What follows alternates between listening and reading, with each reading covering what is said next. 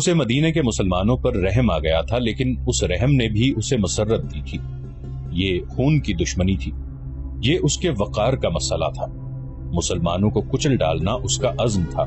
جنگ احد کے بہت دن بعد اسے پتا چلا تھا کہ جب مکہ میں قریش اپنا لشکر جمع کر رہے تھے تو اطلاع رسول کریم صلی اللہ علیہ وآلہ وسلم کو مل گئی تھی، اور جب یہ لشکر مدینے کے راستے میں تھا تو رسول خدا صلی اللہ علیہ وآلہ وسلم کو اس کی رفتار، پڑاؤ اور مدینے سے فاصلے کی اطلاعیں مسلسل ملتی رہی تھی۔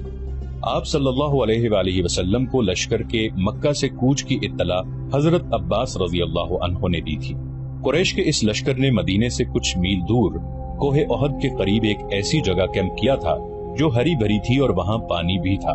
خالد کو معلوم نہ تھا کہ مسلمانوں کے 2 جاسوس اس لشکر کی پوری تعداد دیکھ آئے ہیں اور رسول کریم صلی اللہ علیہ وآلہ وسلم کو بتا چکے ہیں۔ 21 مارچ 625 عیسوی کے روز رسول کریم صلی اللہ علیہ وآلہ وسلم نے اپنی فوج کو کوچ کا حکم دیا اور شیخین نامی ایک پہاڑی کے دامن میں جا کر خیمہ زن ہوئے۔ آپ صلی اللہ علیہ وآلہ وسلم کے ساتھ 1000 پیادہ مجاہدین تھے، جن میں سے 100 نے سروں پر زرہ پہن رکھی تھی۔ مجاہدین کے پاس صرف 2 گھوڑے تھے، جن میں سے ایک نبی کریم صلی اللہ علیہ وآلہ وسلم کے پاس تھا۔ اس موقع پر منافقین کے نفاق کا پہلا خطرناک مظاہرہ ہوا جو غداری کے مترادف تھا۔ مدینہ کے بعض ایسے لوگوں نے اسلام قبول کر لیا تھا جو دل سے مسلمان نہیں ہوئے تھے۔ انہیں رسول اللہ صلی اللہ علیہ وآلہ وسلم نے منافقین کہا تھا۔ کسی کے متعلق یہ معلوم کرنا کہ وہ سچا مسلمان ہے یا منافق بہت مشکل تھا۔ جب مجاہدین مدینہ سے شیخین کی پہاڑی کی طرف کوچ کرنے لگے تو ایک با اثر آدمی جس کا نام عبداللہ بن ابی تھا، رسول اکرم صلی اللہ علیہ وآلہ وسلم کے ساتھ اس بحث میں الجھ گیا کہ قریش کا لشکر 3 گنا ہے، اس لیے مدینہ سے باہر جا کر لڑنا نقصان دہ ہوگا۔ آپ صلی اللہ علیہ وآلہ وسلم نے مجاہدین کے دوسرے سرداروں سے رائے لی تو اکثریت نے یہ کہا کہ شہر سے باہر لڑنا زیادہ بہتر ہوگا۔ آپ صلی اللہ علیہ وآلہ وسلم عبداللہ بن ابی ہی کے ہم خیال تھے، لیکن آپ صلی اللہ علیہ وآلہ وسلم نے اکثریت کا فیصلہ ہی منظور فرمایا اور کوچ کا حکم دے دیا۔ عبداللہ بن ابی نے شہر سے باہر جانے سے انکار کر دیا۔ اس کے پیچھے ہٹنے کی دیر تھی کہ لشکر میں سے 300 آدمی پیچھے ہٹ گئے۔ تب پتا چلا کہ یہ سب منافقین تھے اور عبداللہ ان کا سردار ہے۔ اب 3000 کے مقابلے میں مجاہدین کی نفری صرف 700 رہ گئی تھی۔ رسول اللہ صلی اللہ علیہ وآلہ وسلم دل برداشتہ نہ ہوئے اور 700 کو ہی ساتھ لے کر کوہ احد کے دامن میں شیخین کے مقام پر مجاہدین کو جنگی ترتیب میں کر دیا۔ خالد نے ایک بلند ٹیکری پر کھڑے ہو کر مسلمانوں کی ترتیب دیکھی تھی اور اس نے اپنے سالار ابو سفیان کو بتا کر اپنے دستے کی جگہ طے کر لی۔ رسول اکرم صلی اللہ علیہ وآلہ وسلم نے مجاہدین کو کم و بیش 1000 گز لمبائی میں پھیلا دیا۔ پیچھے وادی تھی، مجاہدین کے ایک پہلو کے ساتھ پہاڑی تھی، لیکن دوسرے پہلو پر کچھ نہیں تھا۔ اس پہلو کو مضبوط رکھنے کے لیے رسول اللہ صلی اللہ علیہ وآلہ وسلم نے 50 تیر اندازوں کو قریب کی ایک ٹیکری پر بٹھا دیا۔ ان تیر اندازوں کے کمانڈر عبداللہ بن جبیر تھے۔ اپنی ذمہ داری سمجھ لو عبداللہ۔ رسول خدا صلی اللہ علیہ وآلہ وسلم نے انہیں ہدایت دیتے ہوئے فرمایا، اپنے عقب کو دیکھو، دشمن ہمارے عقب میں نقل و حرکت کر سکتا ہے جو ہمارے لیے خطرہ ہے۔ دشمن کے پاس گھڑ سوار زیادہ ہیں، وہ ہمارے پہلو پر گھڑ سواروں سے حملہ کر سکتا ہے۔ اپنے تیر اندازوں کو گھڑ سواروں پر مرکوز رکھو، پیادوں کا مجھے کوئی ڈر نہیں۔ تقریباً تمام مستند مورخین، جن میں ابن حشام اور واقدی خاص طور پر قابل ذکر ہیں، لکھتے ہیں کہ رسول کریم صلی اللہ علیہ وآلہ وسلم نے عبداللہ بن جبیر رضی اللہ عنہ کو واضح الفاظ میں کہا تھا کہ ہمارا عقب صرف تمہاری بیداری اور مستعدی سے محفوظ رہے گا، تمہاری ذرا سی کوتاہی بھی ہمیں بڑی ذلت آمیز شکست دے سکتی ہے۔ یاد رکھو عبداللہ، اگر تم دشمن کو بھاگتے ہوئے اور ہمیں فتح یاب ہوتے ہوئے دیکھ لو تو بھی اس جگہ سے نہ ہلنا۔ اگر دیکھو کہ ہم پر دشمن کا دباؤ بڑھ گیا ہے اور تمہیں ہماری مدد کے لیے پہنچنا چاہیے تو بھی یہ جگہ نہ چھوڑنا۔ پہاڑی کی یہ بلندی دشمن کے قبضے میں نہیں جانی چاہیے، یہ بلندی تمہاری ہے۔ وہاں سے تم نیچے اس تمام علاقے کے حکمران ہوگے جہاں سے تمہارے تیر اندازوں کے تیر پہنچے گے۔ خالد نے مسلمانوں کی ترتیب دیکھی اور ابو سفیان کو بتایا کہ مسلمان کھلے میدان کی لڑائی نہیں لڑیں گے۔ ابو سفیان کو اپنی کثیر نفری پر ناز تھا، وہ چاہتا تھا کہ لڑائی کھلے میدان میں یعنی لامحدود محاذ پر ہو تاکہ وہ اپنے پیادوں اور گھوڑوں کی افراد سے مجاہدین اسلام کو کچل ڈالے۔ خالد کو اپنے باپ نے جنگی چالوں کی تربیت بچپن سے دینی شروع کر دی تھی۔ دشمن پر بے خبری میں پہلو یا عقب سے جھپٹنا اور دشمن کو چکر دے دے کر مارنا اپنے دستوں کی تقسیم اور ان پر کنٹرول اس کی تربیت میں شامل تھا جو اسے باپ نے دی تھی۔ اس نے تجربے کار سردار کی نگاہوں سے مجاہدین کی ترتیب دیکھی تو اس نے محسوس کیا کہ مسلمان فن و حرب کے کمالات دکھا سکتے ہیں۔ ابو سفیان اپنی فوج کو مسلمانوں کے بالمقابل لے گیا۔ اس نے گھڑ سواروں کو مسلمانوں کے پہلوؤں پر حملہ کرنے کے لیے بھیجا۔ ایک پہلو پر خالد اور دوسرے پر اکرمہ تھا۔ دونوں کے ساتھ 100 گھڑ سوار تھے۔ تمام گھڑ سواروں کا کمانڈر عمرو بن العاص تھا۔ پیادوں کے آگے ابو سفیان نے 100 تیر انداز رکھے۔ قریش کا پرچم طلحہ بن ابو طلحہ نے اٹھا رکھا تھا۔ اس زمانے کی جنگوں میں پرچم کو دل جیسی اہمیت حاصل تھی۔ پرچم کے گرنے سے فوج کا حوصلہ ٹوٹ جاتا اور بھگدڑ مچ جاتی تھی۔ قریش نے جنگ کی ابتدا اس طرح کی کہ ان کی صفوں میں سے ایک شخص ابو عامر فاسق آگے ہو کر مجاہدین کے قریب چلا گیا۔ اس کے پیچھے قریش کے غلاموں کی کچھ تعداد بھی تھی۔ ابو عامر مدینے کا رہنے والا تھا۔ وہ قبیلہ اوس کا سردار تھا۔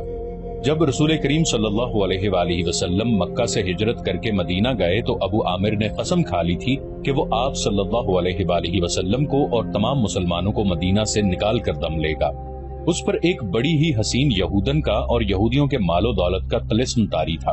یہودیوں کی اسلام دشمن کارروائیاں زمین دوز ہوتی تھیں۔ بظاہر انہوں نے مسلمانوں کے ساتھ دوستی اور فرما برداری کا معاہدہ کر رکھا تھا۔ ابو عامر انہی کے ہاتھ میں کٹ پتلی بنا ہوا تھا، لیکن ان یہودیوں نے اسے قریش کا دوست بنا رکھا تھا۔ اب مجاہدین قریش کے خلاف لڑنے کے لیے مدینہ سے نکلے تو ابو عامر قریش کے پاس چلا گیا۔ اس کے قبیلے اوس کے بہت سے آدمی رسول کریم صلی اللہ علیہ وآلہ وسلم کے دست مبارک پر اسلام قبول کر چکے تھے اور وہ قریش کے مقابلے میں صف آرا تھے۔ ابو عامر آگے چلا گیا اور مجاہدین سے بلند آواز سے مخاطب ہوا۔ رسول کریم صلی اللہ علیہ وآلہ وسلم نے اسے فاسق کا خطاب دیا تھا۔ قبیلہ اوس کے غیرت مند بہادروں، ابو عامر فاسق نے کہا، تم مجھے یقیناً پہچانتے ہو، میں کون ہوں؟ میری بات غور سے سنو۔ وہ اپنی للکار پوری نہ کر پایا تھا کہ مجاہدین اسلام کی صف سے قبیلہ اوس کے ایک مجاہد کی آواز گرجی، او فاسق بدکار، ہم تیرے نام پر تھوک چکے ہیں۔ خالد کو وہ وقت یاد آ رہا تھا۔ مجاہدین اسلام کی صف سے ابو عامر اور اس کے ساتھ گئے ہوئے غلاموں پر پتھروں کی بوچھاڑ شروع ہو گئی۔ مورخ لکھتے ہیں کہ پتھر برسانے والے قبیلہ اوس کے مجاہدین تھے۔ ابو عامر اور غلام جو مجاہدین کے پتھروں کی زد میں تھے، ایک ایک دو دو پتھر کھا کر پیچھے بھاگ آئے۔ یہودی مدینے میں بیٹھے لڑائی کی خبروں کا انتظار کر رہے تھے۔ جس یہودن کے طلسم میں ابو عامر گرفتار تھا، وہ اپنی کامیابی کی خبر سننے کے لیے بے تاب تھی۔ اسے ابھی معلوم نہ تھا کہ اس کے حسن و جوانی کے طلسم کو مسلمانوں نے سنسار کر دیا ہے۔ ابو عامر فاسق کے اس واقعے سے پہلے وہ عورتیں جو قریش کے لشکر کے ساتھ گئی تھیں، لشکر کے درمیان کھڑی ہو کر سریلی آوازوں میں ایسے گیت گا رہی تھیں جن میں بدر میں مارے جانے والے قریش کا ذکر ایسے الفاظ میں، ایسی طرز میں کیا گیا تھا کہ سننے والوں کا خون کھولتا اور رونگٹے کھڑے ہو جاتے تھے۔ ان عورتوں میں سے ایک دو نے جوشیلی تقریر کی صورت میں بھی قریش کے خون کو گرمایا تھا۔ عورتوں کو پیچھے چلے جانے کا حکم ملا تو ابو سفیان کی بیوی ہند نے ایک گھوڑے پر سوار ہو کر ایک گیت گانا شروع کر دیا۔ اس کی آواز بلند تھی اور اس میں سوز بھی تھا۔ تاریخ لکھنے والوں نے اس گیت کے پورے اشعار قلم بند نہیں کیے۔ انہوں نے لکھا ہے کہ یہ گیت فحش تھا جس میں مرد و عورت کے درپردہ تعلقات کا ذکر تھا۔ اشعار جو تاریخ میں آئے ہیں وہ اس طرح ہیں۔ ان میں جس عبد الدار کا نام آتا ہے یہ بنو عبد الدار ہے۔ بنو امیہ اسی کی ایک شاخ تھی۔ بنو عبد الدار قریش کا بہت اونچا خاندان تھا۔ عبد الدار کے سپوتوں، ہمارے گھرانوں کے پاسبانوں، ہم رات کی بیٹیاں ہیں، ہم تکیوں کے درمیان حرکت کرتی ہیں۔ اس حرکت میں لطف اور لذت ہوتی ہے۔ تم دشمن پر چڑھ دوڑے تو ہم تمہیں اپنے سینوں سے لگا لیں گے، تم بھاگ آئے تو ہم تمہارے قریب نہیں آئیں گے۔ اس کے بعد ابو عامر فاسق پر مجاہدین اسلام کی طرف سے سنگباری ہوئی اور اس کے فوراً بعد قریش نے مجاہدین پر تیر پھینکنے شروع کر دیے۔ مجاہدین نے اس کے جواب میں تیر برسائے۔ خالد اپنے پہلو والے مسلمانوں کے پہلو پر حملہ کرنے کے لیے اپنے 100 سواروں کے ساتھ تیزی سے بڑھا۔ اسے معلوم نہیں تھا کہ بلندی پر تیر انداز چھپے بیٹھے ہیں۔ اس کے سوار بے دھڑک چلے آ رہے تھے۔ راستہ ذرا تنگ تھا، سواروں کو آگے پیچھے ہونا پڑا۔ خالد سوچ سمجھ کر اپنے سوار دستے کو اس پہلو پر لایا تھا۔ اپنے باپ کی تربیت کے مطابق اسے بڑی خود اعتمادی سے توقع تھی کہ وہ ہلہ بول کر مسلمانوں کو اس پوزیشن میں لے آئے گا کہ وہ پسپا ہو جائیں گے اور اگر جم کر نہ لڑے تو قریش کے گھوڑوں تلے کچلے جائیں گے۔ مگر مسلمانوں کے پہلو سے اس کے سوار ابھی دور ہی تھے کہ اوپر سے تیر اندازوں نے اس کے اگلے سواروں کو نہ آگے جانے کے قابل چھوڑا نہ وہ پیچھے ہٹنے کے قابل رہے۔ ایک ایک سوار کئی کئی تیر کھا کر گرا اور جن گھوڑوں کو تیر لگے انہوں نے خالد کے سوار دستے کے لیے قیامت برپا کر دی۔ پیچھے والے سواروں نے گھوڑے موڑے اور پسپا ہو گئے۔ ادھر قریش کی عورتوں نے دف اور ڈھولک کی تھاپ پر وہی گیت گانا شروع کر دیا جو ہند نے اکیلے گایا تھا، یعنی عبدالدار کے سپوتوں، ہم رات کی بیٹیاں ہیں۔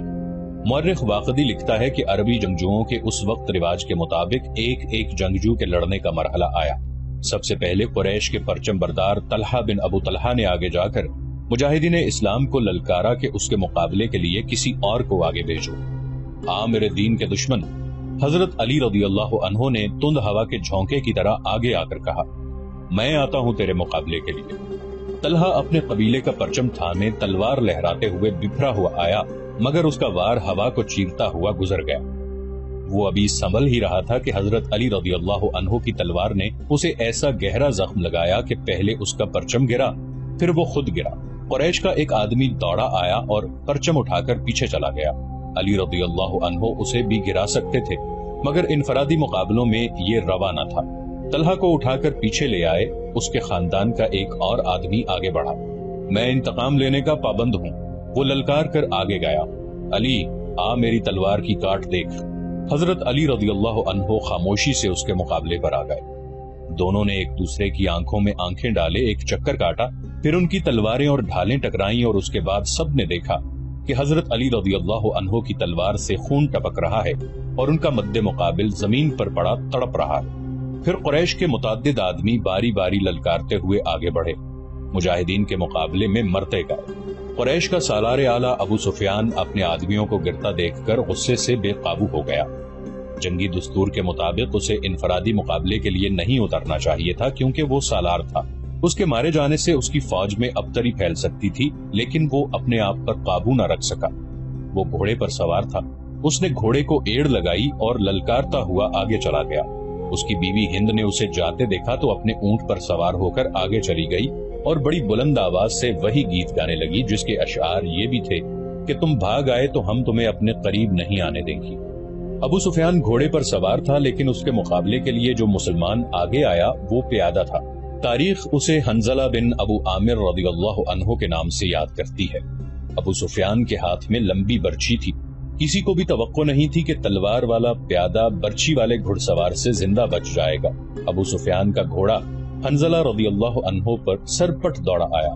ابو سفیان نے برچھی تول کر پھر تاک کر ماری، لیکن حنظلہ رضی اللہ عنہ پھرتی سے ایک طرف ہو گئے۔ اس طرح 3 مرتبہ ہوا۔ تیسری مرتبہ ابو سفیان کا گھوڑا نکل گیا تو حنظلہ رضی اللہ عنہ نے اس کے پیچھے دوڑ لگائی۔ گھوڑا رک کر پیچھے کو مڑا تو حنظلہ رضی اللہ عنہ اس تک پہنچ چکے تھے۔ ابو سفیان اسے دیکھ نہ سکا۔ حنظلہ رضی اللہ عنہ نے گھوڑے کی اگلی ٹانگوں پر ایسا زوردار وار کیا کہ گھوڑا گر پڑا۔ ابو سفیان دوسری طرف گرا۔ حنظلہ رضی اللہ عنہ اس پر حملہ کرنے کو آگے بڑھے تو ابو سفیان گرے ہوئے گھوڑے کے ارد گرد دوڑ دوڑ کر اپنے آپ کو بچانے لگا، اور اس کے ساتھ ہی اس نے قریش کو مدد کے لیے پکارا۔ قریش کا ایک پیادہ دوڑا آیا۔ مسلمان اس غلط فہمی میں رہے کہ یہ آدمی ابو سفیان کو اپنے ساتھ لے جائے گا، لیکن اس نے بے اصولی کا مظاہرہ کیا۔ پیچھے سے حنظلہ رضی اللہ عنہ پر وار کر کے انہیں شہید کر دیا۔ ابو سفیان اپنی صفوں میں بھاگ گیا۔ آخری مقابلے کے لیے قریش کی طرف سے عبد الرحمن بن ابو بکر آیا۔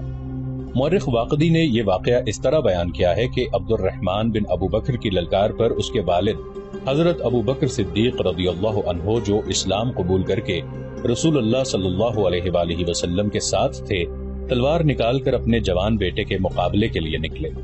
آگے آ مسلمان باپ کے کافر فرزند حضرت ابو بکر صدیق رضی اللہ عنہ نے للکار کر کہا۔ رسول کریم صلی اللہ علیہ وآلہ وسلم نے دیکھا کہ باپ بیٹا مقابلے پر اتر آئے ہیں، تو آپ صلی اللہ علیہ وآلہ وسلم نے دوڑ کر حضرت ابو بکر صدیق رضی اللہ عنہ کو روک لیا۔ فرمایا، تلوار نیام میں ڈالو ابو بکر۔ رسول کریم صلی اللہ علیہ وآلہ وسلم نے فرمایا اور ابو بکر صدیق رضی اللہ عنہ کو پیچھے لے گئے۔ خالد کو جنگ کا شور و غل اب بھی سنائی دے رہا تھا۔ وہ منظر اس کی آنکھوں نے اپنی پلکوں میں محفوظ کر رکھا تھا۔ انفرادی مقابلے ختم ہوتے ہی قریش نے مسلمانوں پر حلہ بول دیا۔ رسول اکرم صلی اللہ علیہ وآلہ وسلم نے احد کی پہاڑی کو اپنے عقب میں رکھا ہوا تھا، اس لیے مجاہدین اسلام کو عقبی حملے کا خطرہ نہیں تھا۔ آمنے سامنے کا معرکہ خونریز تھا۔ مسلمانوں کی نفری بہت تھوڑی تھی، اس کمی کو انہوں نے جذبہ تیغزنی کے کمالات سے پورا کر دیا۔ اگر قریش کو نفری کی افراد حاصل نہ ہوتی اور وہ مسلمانوں کے آگے نہ ٹھہر سکتے، وہ نفری کے زور پر لڑ رہے تھے۔ خالد کی نظر رسول کریم صلی اللہ علیہ وآلہ وسلم پر تھی۔ آپ صلی اللہ علیہ وسلم ایک پہلو پہ تھے، یہی پہلو تھا کہ جس پر خالد کو حملہ کرنا تھا۔ اب کی بار اس نے اپنے سواروں کو یہ حکم دیا کہ وہ گھوڑوں کو سرپٹ دوڑاتے تنگ راستے سے آگے نکل جائیں اور مسلمانوں کے پہلو پر حملہ بولیں، مگر عبداللہ بن جبیر رضی اللہ عنہ کے 50 تیر اندازوں نے سواروں کو اس طرح پسپا کر دیا کہ وہ چند گھوڑے اور زخمیوں سے کراہتے ہوئے گھڑ سواروں کو پیچھے چھوڑ گئے۔ مارکا عروج پر تھا، صرف ایک آدمی تھا جو لڑ نہیں رہا تھا۔ وہ میدان جنگ میں برچی اٹھائے یوں گھوم پھر رہا تھا جیسے کسی کو ڈھونڈ رہا ہو۔ وہ وحشی بن حرب تھا۔ وہ حمزہ رضی اللہ عنہ کو ڈھونڈ رہا تھا۔ حمزہ رضی اللہ عنہ کو قتل کرنے کے لیے اس کے لیے 2 انعام تھے، ایک یہ کہ اس کا آقا اسے آزاد کر دے گا، اور دوسرا ابو سفیان کی بیوی ہند کے وہ زیورات جو اس نے پہن رکھے تھے۔ اسے حمزہ رضی اللہ عنہ نظر آ گئے۔ وہ قریش کے ایک آدمی سبا بن عبد العزا کی طرف بڑھ رہے تھے۔ عرب میں رواج تھا کہ ختنہ عورتیں کیا کرتی تھی۔ مورخ ابن حشام کے مطابق اسلام سے پہلے ہی عربوں میں ختنے کا رواج موجود تھا۔ حمزہ رضی اللہ عنہ نے جس سبا کو للکارا تھا اس کی ماں ختنہ کیا کرتی تھی۔ ختنہ کرنے والی کے بیٹے، حمزہ رضی اللہ عنہ نے اسے للکارا، ادھر آ اور مجھے آخری بار دیکھ لے۔ سبا بن عبد العزا حمزہ رضی اللہ عنہ کی طرف بڑھا۔ غصے سے اس کا چہرہ لال تھا۔ وہ تلوار اور ڈھال کی لڑائی کا ماہر تھا۔ حمزہ رضی اللہ عنہ بھی کچھ کم نہ تھے۔ دونوں ایک دوسرے کے قریب آئے اور ایک دوسرے پر وار کرنے لگے۔ دونوں کی ڈھالیں وار روک رہی تھی۔ وہ پینترے بدل بدل کر وار کرتے تھے، لیکن ڈھالیں تلواروں کے راستے میں آ جاتی تھی۔ اس وقت وحشی بن حرب جھکا ہوا آہستہ آہستہ ان کی طرف بڑھ رہا تھا۔ اسے زمین اور جھاڑیوں نے اوٹ دے رکھی تھی۔ حمزہ رضی اللہ عنہ اپنے دشمن کی آنکھوں میں دیکھ رہے تھے۔ سبا کے سوا انہیں کچھ بھی نظر نہیں آ رہا تھا۔ وحشی ان کے قریب پہنچ گیا۔ برچی نشانے پر پھینکنے کا وہ ماہر تھا۔ وہ اتنا قریب ہو گیا جہاں سے اس کی برچی خطا نہیں جا سکتی تھی۔ وہ اٹھ کھڑا ہوا اور برچی کو ہاتھ میں تولا، پھر اسے پھینکنے کی پوزیشن میں لایا۔ حمزہ رضی اللہ عنہ نے سبا پر یکے بعد دیگرے تیزی سے 2-3 وار کیے۔ آخری وار ایسا پڑا کہ حمزہ رضی اللہ عنہ کی تلوار سبا کے پیٹ میں اتر گئی۔ حمزہ رضی اللہ عنہ نے تلوار اس کے پیٹ سے اس طرح نکالی کہ اس کا پیٹ اور زیادہ پھٹ گیا اور وہ حمزہ رضی اللہ عنہ کے قدموں میں گر پڑا۔ حمزہ رضی اللہ عنہ ابھی سنبھلے ہی تھے کہ وحشی نے ان پر پوری طاقت سے برچی پھینکی۔ فاصلہ بہت کم تھا۔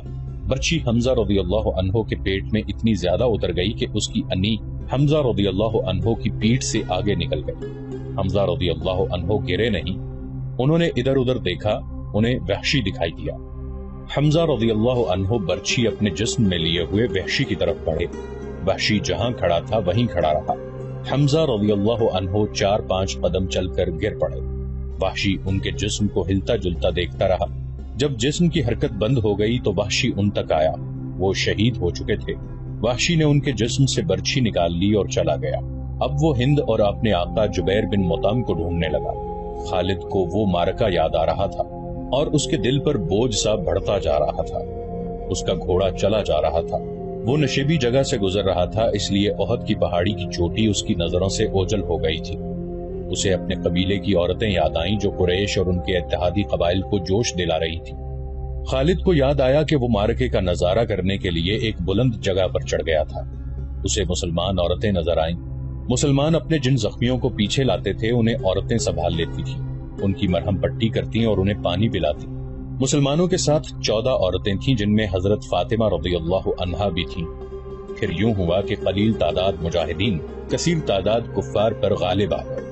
قریش کا پرچم بردار گرا تو کسی اور نے پرچم اٹھا لیا، وہ بھی گرا، پرچم کئی بار گرا۔ آخر میں ایک غلام نے پرچم اٹھا کر اونچا کیا لیکن وہ بھی مارا گیا۔ پھر مسلمانوں نے قریش کو پرچم اٹھانے کی مہلت نہ دی۔ قریش کے جذبے جواب دے گئے۔ خالد نے ان کی پسپائی دیکھی اور یہ بھی دیکھا تھا کہ مسلمان ان کا تعاقب کر رہے ہیں۔ قریش اپنے کیمپ میں بھی نہ ٹھہرے، اپنا مال و اسباب چھوڑ کر افراتفری کے عالم میں بھاگ گئے۔ یہاں سے جنگ کے بعد کا مرحلہ شروع ہو گیا۔ مسلمانوں نے فتح کی خوشی میں اور انتقامی جذبے کے تحت قریش کے کیمپ کو لوٹنا شروع کر دیا۔ وہ فتح و نصرت کے نعرے لگا رہے تھے۔ قریش ایسے بوکھلا کے بھاگے کہ انہیں اپنی عورتوں کا بھی خیال نہ رہا۔ وہ پیدل بھاگی جا رہی تھی لیکن مسلمانوں نے ان کی طرف آنکھ اٹھا کر بھی نہ دیکھا۔ قریش کے گھڑسواروں کے ایک دستے کا کمانڈر اکرمہ اور دوسرے کا خالد تھا۔ انہوں نے مسلمانوں کے پہلوؤں پر حملہ کرنا تھا، مگر جنگ کا پانسا بری طرح پلٹ گیا تھا۔